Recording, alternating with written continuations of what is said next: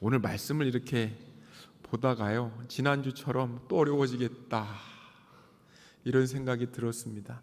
그럼에도 불구하고 여러분들께서 굉장히 많이 보셨던 말씀 다들 알고 계시죠?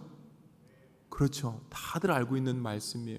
그럼에도 불구하고 여러분들 얻어가실 게 있으니 하나님 말씀하심을 믿고 또한 힘을 입어서 이번 일주일 동안을 믿음으로 살아가시는 여러분들 되시기를 소망합니다. 여러분, 제가 어렸을 때에 쌍쌍바가 100원 할 때가 있었습니다. 지금 얼마죠? 지금 700원 정도 하나요? 그 쌍쌍바가 100원이었습니다.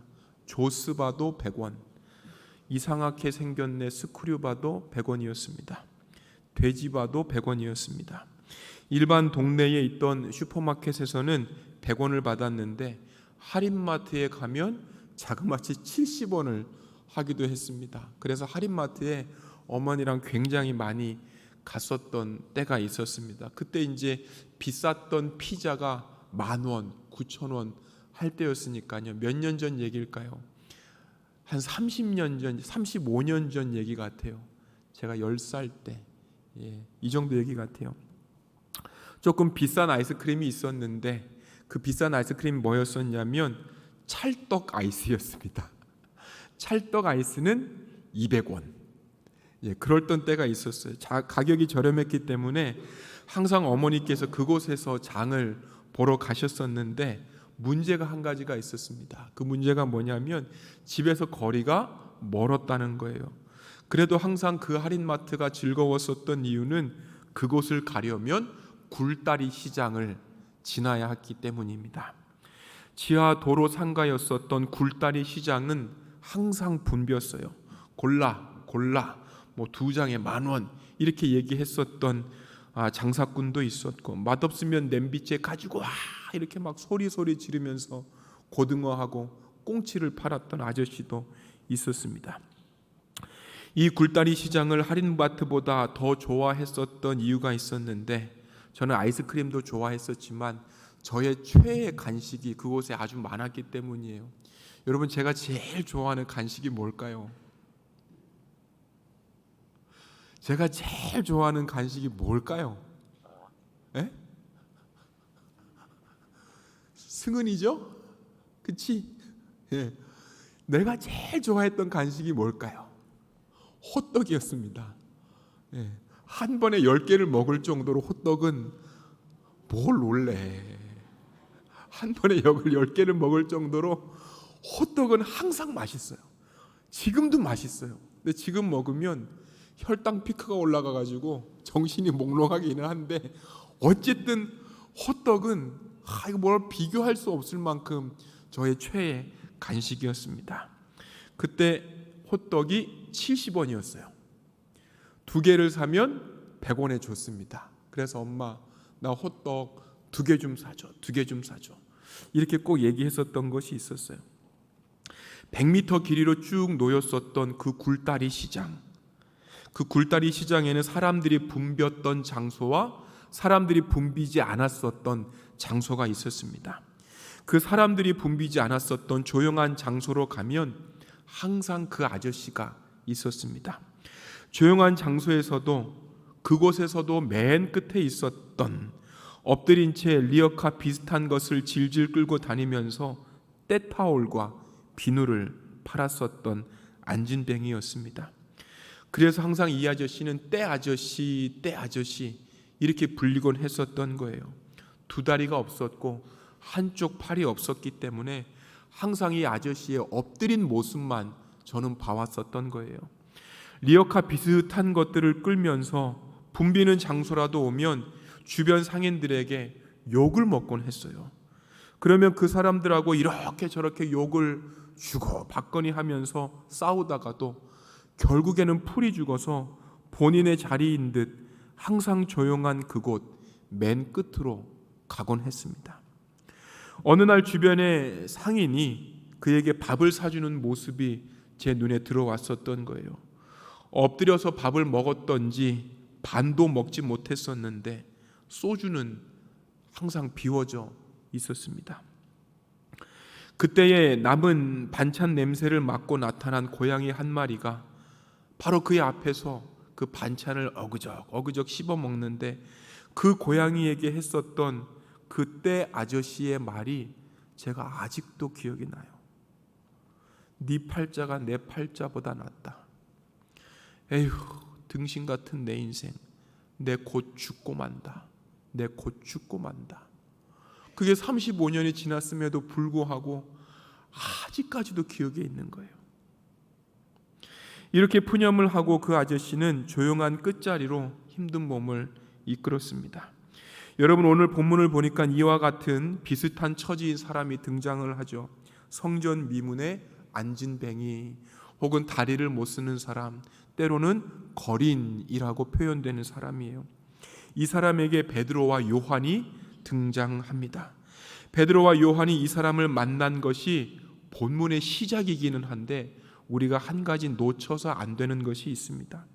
실은 베드로와 요한이 이 사람을 만나러 갔든지 만나지 않으려고 했던지 밖에 나와서 성전 미문으로 향했던 것 자체가 도전이었고 긴장이었던 사실을 우리가 놓치면 안 돼요. 여러분, 왜 그랬을까요? 예수님 소천하신 지, 하늘로 올라가신 지 얼마 되지 않았었던데요. 우리 1절 한번 말씀 보시겠습니다. 시작.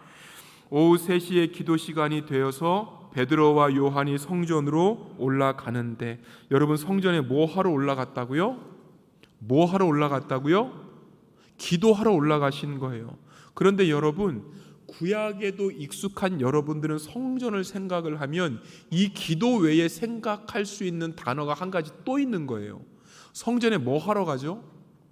기도만 하러 가요? 아니죠. 성전에 보통 가는 이유가 뭐죠? 제사 드리러 가는 거예요. 제사 드리러 가는 거예요. 아직도 여전히 많은 사람들은 제사를 드리러 가는 곳이 성전이란 말이에요. 그럼에도 불구하고 베드로와 요한은 무엇 때문에 간다고 얘기하고 있어요? 기도 때문에 간다고 이야기하고 있습니다. 여러분, 사도행전의 저자가 누가 의사인데 이 부분을 놓치지 않고 의도적으로 기록하는 거예요. 이들은 성전에 제사하려고 나온 것이 아니라 기도하려고 나온 거예요. 성전의 제사가 아니라 왜 기도하러 나왔을까요? 예수님의 말씀을 이루기 위함인 거예요. 한번 읽어보시겠습니다. 시작.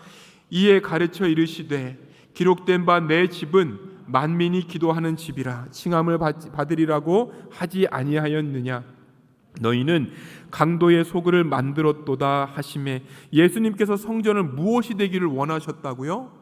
기도하는 집, 구분되어서 사람들이 누구는 기도할 수 있고 누구는 기도할 수 없고 이렇게 사람들을 구분을 짓는 것이 아니라 만민이 기도하는 집이 되기를 원하셨던 거예요. 그것도 이방인과 유대인의 구분이 없이 모든 사람들이 기도하는 공간으로서의 성전을 요구하셨던 거예요. 전통과 율법으로 가득 찬 그 성전이 아니라 예수님 주님의 말씀으로 모두가 와서 기도할 수 있는 그 집, 그 역할로 성전이 회복되도록 베드로와 요한이 주님의 말씀을 기억하고 있습니다. 여러분, 또 하나의 긴장이 있죠. 이미 안진뱅이 혹은 거린을 만나기 전에 또 하나의 긴장이 베드로와 요한에게 있었던 거예요. 여러분, 베드로와 요한 성전에 올 수 있는 상황이 아니었습니다. 왜 그랬을까요? 예수님께서 돌아가신 지 얼마 지나지 않았기 때문에 그래요. 당시 지도자들은 불손 세력이라 불렸었던 정치범 예수, 뭐라고요 여러분? 정치범 예수로 죽은 거란 말이에요. 우리는 나의 죄, 우리의 죄 때문에 십자가를 지셨다고 했지만 2000여 년 전 당시에 그 사람들에게 예수님은 뭘로 죽으셨다고요? 소동을 일으켰던 장거예요. 세력을 혹은 그 시대를 전복하려고 했었던 자란 말이에요. 정치범이었단 말이에요. 절대 용서할 수 없는 그 예수, 그리고 아직도 남아서 활개치고 있는 그 불손 세력 잔당들, 베드로와 요한 나타나서는 안 되는 거예요. 그런데 여러분, 나타났죠. 그 누구의 여러분, 그 누구의 눈에도 띄면 안 됐습니다. 예수님을 잡아가서 죽인 자들이 군인이었고 베드로를 알아보고 고발한 자가 소녀였기 때문에 아마 베드로는 군인과 소년을 보면 공포가 느껴지지 않았을까요? 그런데 베드로와 요한이 이스라엘에서 사람들이 가장 많이 활동하는 그 장소에, 군인들이 버젓이 있는, 그것도 가장 많이 통행하는 그러한 장소에 성전 미문을 통과한다라고 한다는 것은 나 죽어도 좋다라고 하는 뜻과 진배 없다는 것이죠. 그래서 이들이 성전을 향한다는 것, 이미 긴장과 공포 속에서 그의 발걸음을 움직였다는 거예요. 그 발걸음이 멈춘 곳이 바로 안진뱅이가 혹은 거린이 40년간 있었던 성전의 미문이었습니다. 여러분, 미문, 개역 개정 성경 미문, 여러분 오늘 이렇게 보면 미문이 뭘까요? 그냥 한번 생각해 보시죠. 미문이 뭐예요? 에? 작은 문, 미문. 또 미문. 아이고. 왜 앞에 앉아서 비웃지? 농담이요? 여러분, 미문이 뭐예요? 미문. 아름다운 문이에요. 아름다운 문. 그러니까 왜 그럼 미문이 됐을까요? 금을 발랐거든. 그 수많은 금들을 고린도에서 가지고 와가지고 겹겹이 바른 문이 미문이라는 거예요. 여러분, 수십 년 동안 성전을 공사하면서 이 문에 금과 은을 안팎으로 겹겹이 발랐습니다. 성전의 입구격인 이러한 문에 평생 일어서 본 적이 없었던 인생이 놓여져 있었던 거예요. 가장 아름다운 문과 그 문 앞에서 가장 절망스러운 사람, 그 대비가 실은 여러분들과 저의 눈에 보여야 됩니다. 하나님을 찾겠다고 붐볐던 그 문에 이 거리는 예배자나 혹은 기도자로 있는 것이 아니죠. 성전에 들어갈 수 없는 사람, 불구자는 당시에 성전에 들어갈 수 없었기 때문에 남의 도움으로 결국에는 입구까지만 갔었던 거예요. 사람들이 이처럼 해주는 최선은 실은 이러한 모습입니다. 굴다리 시장에서 상인이 때 아저씨에게 식사를 제공했던 것처럼 그 자리에 있게는 해주고 한 끼는 해결해 줄 수 있을지라도 현실은 바뀌지 않는다는 거예요. 성전 미문의 거린이 한 장소에서 40년을 있으면서 보고 느낀 것들이 무엇이 있었을까요? 이러한 현실, 거지 같은 현실 바뀌지 않는구나. 이게 내 운명이구나. 나 같은 불구는 여기까지인가 보구나. 나와 예배는 관계가 없는가 보구나. 하나님, 나의 하나님은 아니구나. 아마 이런 생각이 들지가 않았을까요? 그러다가 구제를 최우선으로 여겼던 당시의 유대인들, 그들이 한 푼, 두 푼 준 돈으로 살아갈 수 있음을 깨닫게 되었던 거예요. 그렇게 거린에게는 그 한 푼, 두 푼이 생명줄이 되어버립니다. 돈 없으면 죽을 수밖에 없으니 더 간절히 구걸하는 것이 숙명이 되어버린 거린과, 은과 금은 내게 없어도 예수로 살아가는 자들의 결투, 이렇게 돈과 혹은 재물과 예수와 예수 권세자들의 결투, 여러분, 이러한 긴장이 오늘의 장면인 거예요. 3절 한번 읽어보시겠습니다. 그는 베드로와 요한이 성전으로 들어가려는 것을 보고 구걸을 하였다. 성전 미문의 거린에게 처음이 아니었듯이 베드로와 요한도 미문의 장소는 처음 장소가 아닙니다. 이미 마주친 적이 있었다는 뜻이에요. 그런데 오늘 비로소 새로운 관계가 만들어지는 거예요. 아무것도 아니었다가 이렇게 새로운 관계가 만들어질 수 있었던 그 이유가 여러분 무엇이었을까요? 분명히 오랜 시간 동안 마주쳤음에도 불구하고 전혀 관계가 없다가 오늘에서야 비로소 관계가 맺어지는 그 이유가 어디에 있었을까요? 한번 읽어보시겠습니다.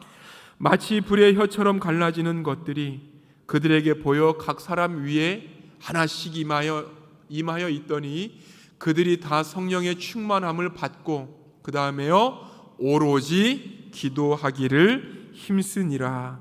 새로운 관계가 만들어질 수 있었던 이유는 충만하게 역사하시는 성령님, 그리고 그 충만을 유지하기 위해서 부단히 노력하면서 하나님 함께해 주십시오라고 기도했었던 그러한 사람들의 기도였었던 거예요.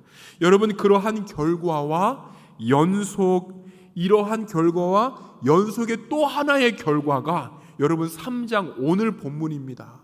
갑자기 뭔가 팍 떨어지고 기적이 팍 일어나고, 여러분 그런 것이 아니라 그 전부터 성령의 역사가 충만해지고 기도로 다져진 이후의 결과가 오늘의 결과임을 여러분 잊지 마시기를 바랍니다. 여러분, 그래요. 그러고 보면 아무것도 아닌 관계가 이처럼 깊은 관계가 되었다는 것은 성령님 그리고 기도로 인하여서 나의 시각이 달라졌다는 거예요. 누군가를 대하는 나의 마음들이 새로워졌다는 거예요. 변화된 마음이 있고 변화된 눈이 있으니 거린이 어제의 사람으로 남는 것이 아니라 오늘 변화될 사람으로 보인다는 거예요. 이처럼 바뀌었던 자가 다시 바뀔 자를 찾아내는 것, 보이지 않던 것들이 보이게 되는 것, 가만히 있었던 자가 더 이상 그럴 수 없는 것, 이러한 모든 것의 시작에는 성령과 기도가 있었다는 것이죠. 여러분, 이것이 바로 제자의 모습입니다. 나에게 기도가 없고 나에게 말씀이 없고 나에게 성령의 충만함이 없으면, 그래서 여전히 내 주변에 바뀔 자가 보이지 않고 바뀔 세상이 보이지 않고, 여러분 그러한 시도할 마음조차 없다면 40년 동안 변화가 없었던 성전 밖 거린과 우리가 무슨 차이가 있습니까? 나는 성령을 받은 적이 없는데요. 나는 성령을 본 적이 없는데요. 여러분, 예수님 믿으면 다 받으신 거예요. 성령을 받았는데 말씀이 없고 기도가 없으니까 느껴지지가 않는 거예요. 평소에 말씀과 기도가 없으면 여러분 평생 가도 안 됩니다. 우리 많은 그 교회 생활을 했던 청년들, 이상하게 이런 신앙이 발달했죠. 무슨 신앙이죠? 치고 신앙. 기도했다 치고, 말씀 읽었다 치고, 전도했다 치고. 여러분, 근데 실상을 보면 없는 거예요. 하나님 정확하게 말씀하십니다. 주님 안에 생명이 있는 거예요. 말씀 안에 능력이 있는 거예요. 그런데도 안 한다? 그런데도 신앙이 발달하지 않았다? 여러분, 그러면 우리의 신앙이 이처럼 치고 신앙임을 한번 점검할 필요는 있지 않겠습니까? 의미를 두지 않았을 때는 세상은 그저 사물이고 거린의 외침은 의미 없는 몸짓이었지만, 변화된 눈과 변화된 가슴으로 보니까 구원의 사인으로 새로운 관계로 들어왔다는 것, 여러분 이 말씀을 기억하시기를 바랍니다. 그 만남이 어떻게 진행이 되었을까요? 우리가 이미 알고 있지만 한 번 더 읽어보시겠습니다. 그는 베드로와 요한이 성전으로 들어가려는 것을 보고 구걸을 하였다. 베드로가 요한과 더불어 그를 눈여겨보고 그에게 말하였다. 우리를 보시오. 그 못 걷는 사람은 무엇을 얻으려고 하니 두 사람을 빤히 쳐다보았다. 베드로가 말하기를 은과 금은 내게 없으나 내게 있는 것을 그대에게 주니 나사렛 예수 그리스도의 이름으로 일어나 걸으시오 하고, 3절 다시 한번 읽겠습니다. 그는 베드로와 요한이 성전으로 들어가려는 것을 보고 구걸을 하였다. 여러분, 베드로와 요한이 그에게 다가갔을 때 거린이 했었던 것이 뭐라고요? 말씀 한번 계속 보여주시겠어요? 그에게 다가갔었을 때에 거린이 했던 것이 뭐라고요? 보는 거예요. 보는 거. 이때 말하는 보는 것은 어떤 의미를 두고 보는 게 아닌 거예요. 그냥 의미를 두고 보는 게 아니라 시야에 들어왔으니 마땅히 했던 것처럼 누군가 돈을 주겠지, 이러한 생각으로 봤다는 거예요. 그런데 4절을 한번 볼까요? 4절 베드로가 요한과 더불어 그를 어떻게 봤다고요? 눈여겨보는 거예요. 지금 시야의 상태들이 변하고 있는 것들이 보이시나요? 그냥 보는 것과 그 다음에는 루켓으로 바뀌었던 것이죠. 눈여겨보기 시작합니다. 여러분 주목했다는 거예요. 그리고 5절을 한번 보시겠습니다. 어떻게 보죠? 두 사람을 빤히 쳐다보았다. 여러분 두 사람을 빤히 쳐다보지만 또 다른 원문으로 보면 나 이 베드로밖에 없다. 나 이것밖에 없다. 베드로 안에 있는 어떤 숨겨진 그 힘, 나 그것밖에 없다. 여러분 그런 뜻인 거예요. 그러고 보면 이러한 기적의 역사, 일어설 수 있는 역사는 눈을 들어서 주님을 향하여서 나의 시선을 집중하는 것으로부터 시작되는 것, 이것입니다. 여러분 그렇게 보면서 거린에게 했었던 첫 마디가 우리를 보라, 굉장히 일반적이지 않은 행동입니다. 거린 앞을 지나가면서 우리를 보라. 누가 거린 앞에서 우리를 보라 그래요? 여러분들 거린 앞에서 어떻게 행동합니까? 어떻게 행동해요? 어떻게 행동해요? 돈도 안 주고 그냥 가버리잖아요. 그렇잖아요. 내가 불쌍해 죽겠는데 이런 생각 가지고 있지 않습니까? 그런데 어떻게 해요? 지금 성경에서는 베드로와 요한은 멈추어 섰다니까요. 멈추어 섰다는 이거 하나도 일반적이지 않은 것들이에요. 왜요? 그때 당시에 많은 사람들은 일부러 돈을 집어서 땅바닥에 던졌단 말이에요. 던져서 큰 소리가 나면 더 큰 구제로 생각을 했기 때문입니다. 그런데 보라 라고 주의를 끌더니 두 번째 말합니다. 뭐라고 얘기합니까? 나는 돈이 없다. 실망스럽습니다. 보라고 해놓고 돈도 안 주고 실망스럽습니다. 그런데 실망시키지 않을 그 무엇이 베드로에게 있었던 거예요. 실망시키지 않을 그 무엇, 베드로 안에 예수님께서 계셨습니다. 예수님으로 말미암아 지금부터 새 창조가 일어나는 거예요.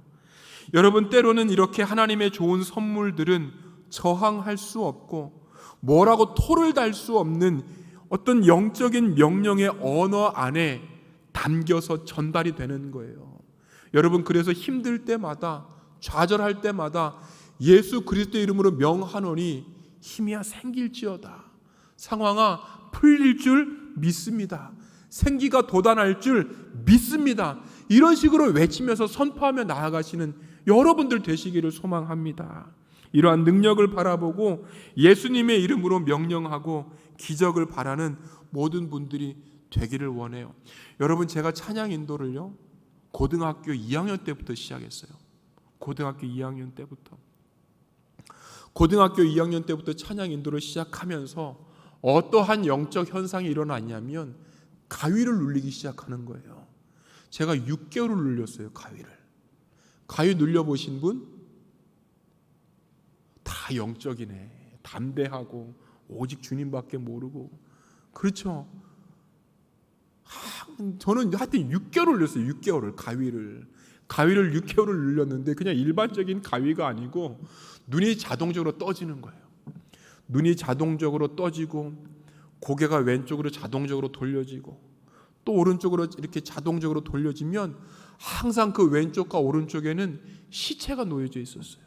그 밤에 오밤중에 자다가 가위가 눌려서 눈이 떠지고 시체가 이렇게 놓여져 있고 또 때로는 이렇게 몸이 붕 뜨기도 하고 저벅저벅 누군가 오는 소리가 들리기도 하고 이렇게 누워서 자게 되면 다리가 이런 식으로 이렇게 발이 벌릴 거 아니에요. 그러면 다리가 이렇게 벌리고 있으면 그 사이에서 얼굴이 쑥 나타나고 이런 거를 6개월을 경험했었던 거예요. 어떻게 해결할 방법이 없었던 거예요. 손가락을 이렇게 하고 막 발가락을 막 이렇게 하면은 이렇게 풀려날 줄 알았는데 아무리 해도 풀려나지를 않습니다. 그렇게 해서 어떻게 풀려나면 고등학교 2학년 때 엄마 나 무서워 죽겠어. 이러고 다시 엄마 방으로 가고 그때 어머니가 한마디 해주시는 거예요. 예수 너 그것만 외쳐라. 아버지 그것만 외쳐라. 여러분 그렇게 하니까 가위가 풀려버리는 거예요. 그렇게 하니까 귀신이 보이지를 않는 거예요. 여러분 이처럼 어떤 명령, 토를 달 수 없는 이러한 명령이라고 하는 이러한 언어 안에 예수님의 능력이 담겨서 전달이 된다니까요. 여러분 상황이 어려울 때, 답답할 때 예수님의 이름으로 외쳐서 그 모든 상황들을 극복하시는 한 분 한 분 되시기를 소망합니다. 여러분 이러한 사건, 예루살렘의 성전을 중심의 권력을 무너뜨리는 사건이기도 해요. 40년간 방치된 거린, 그것도 성전 앞에 강제로 놓여지게 한 권력, 아무런 도움이 되지 않았습니다. 성전을 출입했던 많은 사람들, 동전의 자비는 주었지만 어느 누구도 그가 회복이 되어서 성전의 중심에서 찬양할 것들을 생각하지 못했습니다. 이사야서 35장에 보니까요, 예수님이 나타나실 때 이러한 역사들이 일어난다는 거예요. 안진뱅이가 일어선다는 역사들이 나타난다는 거예요. 소경이 눈을 뜨는 것, 하나님께서 새 창조를 시작하실 때 일어난다는 거예요. 그것을 예수님께서 하셨고, 지금 오늘 본문에는 제자들이 하고 있고, 그 다음에 우리가 동일하게 이어받아서 삼덕교회 청년부에 속한 여러분들 한 분 한 분이 이러한 새 창조의 역사들을 전달하시기를 소망합니다. 우리가 너무나도 잘 알죠? 6절을 읽어보시겠습니다. 베드로가 말하기를 은과 금은 내게 없으나 내게 있는 것을 그대에게 주니 나사렛 예수 그리스도의 이름으로 일어나 걸으시오 하고, 단호하고 간결한 명령이지만 믿음의 명령이었고 믿음의 요청이었습니다. 베드로가 자신을 주목하라고 할 때에 그것은 베드로 자신을 주목하라고 하는 말이 아니라 예수님을 주목하십시오라고 했던 초청이었었던 거예요. 그래서 이 거린의 시선이 집중되었었던 것은 베드로가 아니라 예수님이셨습니다. 베드로가 예수님의 이름으로 손을 내밀었을 때도 베드로의 손이 아니라 예수님의 손이었었던 거예요.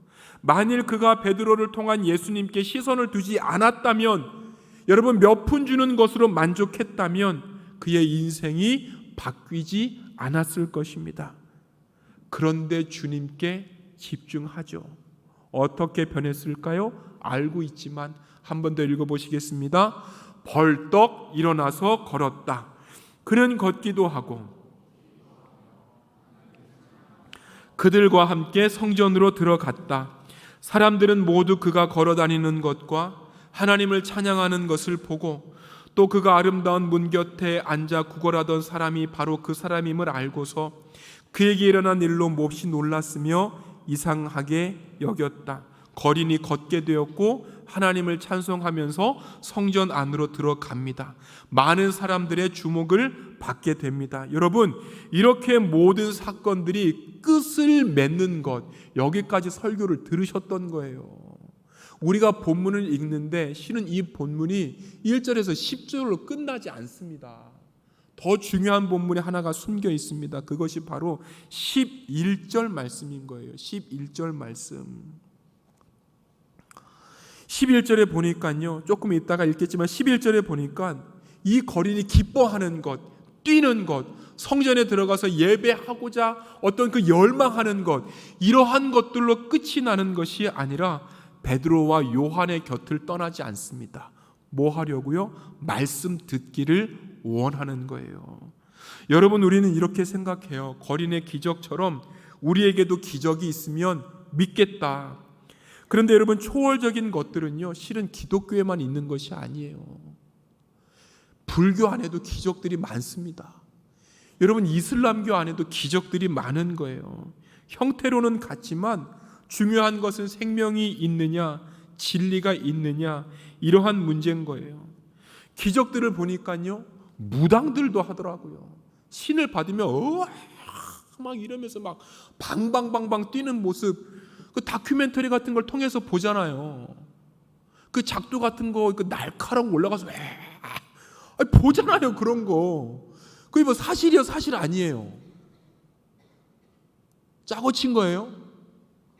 그 사실이에요, 사실 아니에요? 그 사실이라니까요. 그게 사실이에요. 기적이에요. 근데 그 안에 진리가 없는 거예요. 여러분, 제가 자꾸 사실의 문제보다 진리의 문제로 표현한 것들을 유념하셨으면 좋겠어요.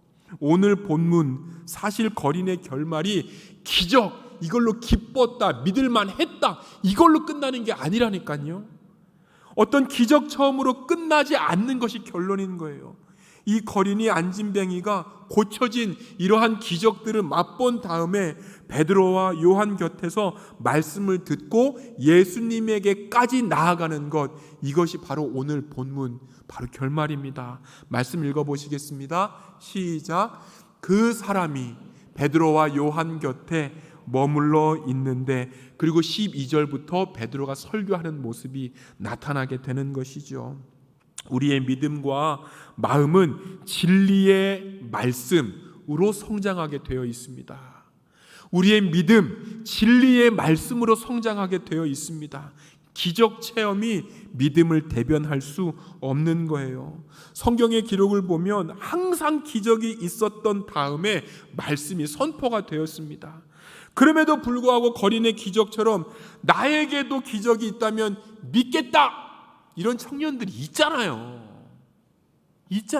실제로 그렇게 믿은 사람들이 있었던 거예요. 말기 암 환자였었던 그가 병원에 입원해서 시한부 인생을 살았는데, 어느 교회에서 나와서 전도를 하면서 예수님을 믿으면 낫는다고 해서 예수님 믿는다고 따라해서 그냥 기도도 하고 그러다가 암이 나와버린 거예요. 진짜 고쳐졌어요. 퇴원을 하고 집에 가서 자신이 믿었었던 불교 서적을 다 태우고 한참 있다가 생각을 했답니다. 하나님을 믿으면 병이 낫는다고 해서 믿었고, 그래서 나았는데 이 하나님이라고 하는 사람이, 하나님이라고 하는 게 보이지는 않고 이거 어떻게 하면 좋을까 해가지고 기도하면 만나주겠지 이렇게 결심하고 베란다 한켠에다가 이러한 박스와 나무들로 거처를 만든 다음에 칩거를 합니다. 당신이 계시면, 당신이 나를 고쳐주셨으면 나를 만나줄 테고, 당신이 만나주지 않으면 일반적인 기적일 테니 어디 한번 내 앞에 나타나 보시오. 그렇게 기도하다가 6개월째 만나게 됐어요. 그분이 누구냐면 제가 이 교회 오기 전에 그 전 교회에서 같이 사역했었던 목사님이에요.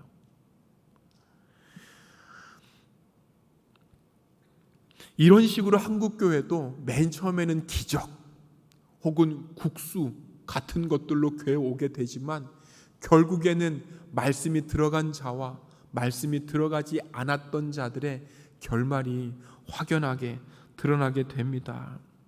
여러분, 결국 기적을 통해서 우리가 봐야 되는 것들은 말씀으로 간다는 거예요. 때로는 기적이 말씀과 이어지지 않는 경우들도 있습니다. 한번 읽어보시겠습니다. 우리 30절 31절만 읽어보실까요? 30절 31절 시작. 부자는 대답하였다. 가운데서 누가 살아나서 그들에게로 가야만 그들이 회개할 것입니다. 아브라함이 그에게 대답하였다. 그들이 모세와 예언자들의 말을 듣지 않는다면 죽은 사람들 가운데서 누가 살아난다고 해도 그들은 믿지 않을 것이다. 여러분, 이 부자와 나사로의 이야기들을 여러분 잘 알고 계시죠? 죽은 나사로가 다시 살아나는 기적을 베풀면 많은 사람들이 믿을 것이다 라고 부자가 제안을 했었던 거예요. 그때 예수님께서 뭐라고 말씀하시죠? 그들이 모세와 예언자들의 말을 듣지 않는다면, 지금 말로 하면 성경을 믿지 않는다면, 여러분, 죽은 사람들 가운데서 누가 살아나서 예수만이 진실입니다 아무리 얘기해도 안 들린다는 거예요. 여러분, 기적이 있었던 이유를 가만히 보면 이 기적을 통해서 예수님이 메시아다라고 하는 것들을 증거해 주는 데도 있지만, 이 기적이 있는 경우들을 가만히 보면 아주 긴급한 자들에게 믿게끔 하기 위해서 기적들이 베풀어지는 경우가 대단히 많습니다. 때로는 기적이 있어도 믿지 않는 경우들도 너무너무 많이 있습니다. 중요한 거는요, 기적 후에 말씀으로 가지 못하면 믿음은 언제나 제자리인 거예요. 여러분, 이에 대해서 성경이 무엇으로 말하고 있습니까? 고린도후서 12장 1절로 한번 가보시겠습니다. 시작. 자랑함이 나에게 이루어올 것은 없으나 이미 말이 나왔으니 주님께서 보여주신 환상들과 계시들을 말할까 합니다. 고린도 교인들이 말을 굉장히 안 듣는 거예요. 아무리 전해도 믿음이 안 들어가. 그러니까 사용하셨던 게 방언, 그러니까 사용하셨던 게 치유, 이러한 은사들을 사용을 하십니다. 그리고 계속 은사주의자들 기적 이렇게 얘기를 하니까 바울이 하도 듣고 답답해가지고 펼친 말씀이 이 말씀이에요. 기적, 유익, 표적, 이러한 것들 자랑한데 불구하고 나 유익한 게 없다. 계속 사도 바울이 지적하는 것이 뭐예요? 말씀으로 가야 된다라고 하는 것들을 지적하는 거예요. 우리 한 말씀만 더 읽어보시겠습니다. 시작. 하나님의 의가 복음 속에 나타납니다. 이 일은 오로지 믿음에 근거하여 일어납니다. 오늘 본문의 내용을 기억하시기를 바라요. 예수님의 말씀과의 만남이 없다면 아무리 기적이 많아도 여러분 잘할 수 없습니다. 찬양도 중요하고 공동체도 중요하고 교회 안에서의 많은 일들이 너무나도 중요하지만 예수님 말씀과의 만남이 없다면 교인은 되어도 여러분 제자로 나아갈 수는 없는 것이죠. 사랑하는 여러분, 우리는 주님을 믿을 때 기적으로 믿는 거예요? 아니면 말씀으로 믿는 거예요? 결국 주님께 집중하는 것, 말씀으로 돌아가는 것, 우리에게 무엇이라고 얘기하고 계신지 그 음성에 귀 기우는 것, 이것에 집중하는 것들이 우리가 할 일입니다. 우리에게 이미 이러한 말씀이 주어졌습니다. 한 장 한 장 펴가시면서 주님 당신을 듣기를 원합니다. 주님 말씀을 경청하기를 원합니다. 여러분, 이러한 기본적인 신앙으로 돌아가시는 한 분 한 분 되시기를 축원합니다. 기도하시겠습니다. 사랑의 하나님, 감사합니다. 우리를 축복하여 주시기를 원합니다. 하나님, 기적의 축복도 중요하지만 주님, 그것보다 아버지 하나님의 말씀을 더 잘 알고 하나님의 말씀을 더 순종하며 아버지 하나님 말씀 가운데에 기쁨으로 거할 수 있는 주님 저희 될 수 있도록 성령님 함께 하시고 역사하여 주옵소서. 하나님, 이 시간 더욱더 함께하여 주실 줄 믿사옵고 예수님의 이름으로 기도하였습니다. 아멘.